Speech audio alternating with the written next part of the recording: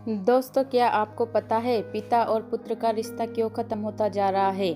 देखिए दोस्तों, हम अपने काम में इतने व्यस्त हो गए हैं कि हम अपने परिवार को समय ही नहीं दे पा रहे हैं जो हमारे बच्चों को और परिवार को चाहिए। साथियों नमस्कार, जिंदगी की कहानियां हमारे YouTube चैनल में मैं आपके लिए लेकर आई हूं एक पिता पुत्र के दिल छू लेने वाली कहानी, जिसे पढ़कर आपको अपने बच्चों की परवरिश से लेकर उनके आपके प्रति चल रहे विचारों को बखूबी से समझने का मौका मिलेगा। मैं आशा करती हूँ आपको हमारी यह कहानी जरूर पसंद आएगी। हर रात की तरह आज भी मैं देर रात घर पहुंचा। हमेशा से कोई भी गलत आदत न होने के कारण कॉलोनी में कोई भी मुझे देर रात आने पर गलत नजरों से नहीं देखता था। मैं हमेशा इस बात को लेकर गर्व करता कि लोग अपने बच्चों को मेरी उपलब्धियों का उदाहरण देकर अच्छा पढ़ने लिखने की सलाह देते हैं। खैर, यही सब सोचते हुए मैंने अपनी चाबी से घर का दरवाजा खोला। हालांकि मुझे पता था कि जब तक मैं घर नहीं पहुंचता तब तक रिया को नींद नहीं आती थी, पर मैं अपने 5 साल के बेटे रामू को नींद से नहीं जगाना चाहता था। दरवाजे की हल्की सी आहट पाकर रिया हमेशा की तरह कमरे से बाहर आई। तब तक मैं हाथ मुंह धोने बाथरूम की तरफ जा चुका था और हमेशा की तरह रिया खाना गर्म करने किचन में चली गई। हर रोज ऐसा ही होता था। सुबह घर से निकलने के बाद हमारी मुलाकात रात को खाने पर ही होती थी। रिया को इस तरह की जीवन शैली से कोई प्रॉब्लम नहीं थी। एक हाई क्लासिक सोसाइटी में अपनी साख बनाने के लिए हर किसी को इस हद तक की मेहनत करनी ही पड़ती थी। रामू सो गया। खाना खाते हुए मैंने रिया से पूछा, हाँ, काफी देर से आपका इंतजार कर रहा था, लेकिन फिर इंतजार करते करते ही सो गया। रिया ने शिकायत भरे लहजे से कहा, लेकिन हर बार की तरह मैंने मुस्कुराकर बात को टाल दिया। अगली सुबह रात को देर से सोने के कारण हर रोज मैं सुबह देर से ही उठता था, लेकिन जब तक मैं उठता तब तक रामू स्कूल चला जाता था।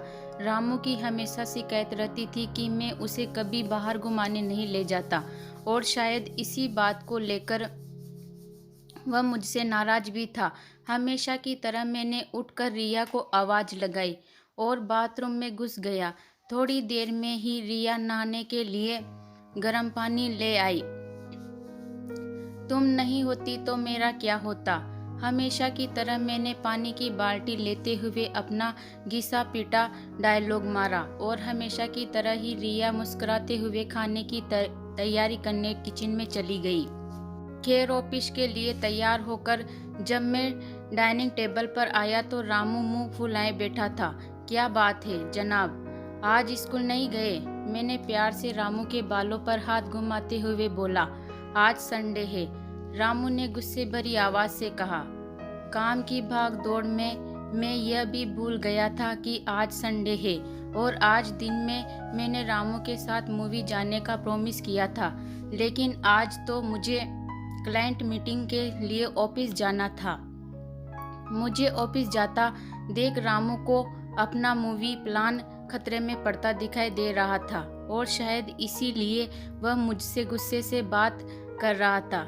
पापा, आप 1 घंटे के कितने पैसे कमा लेते हो?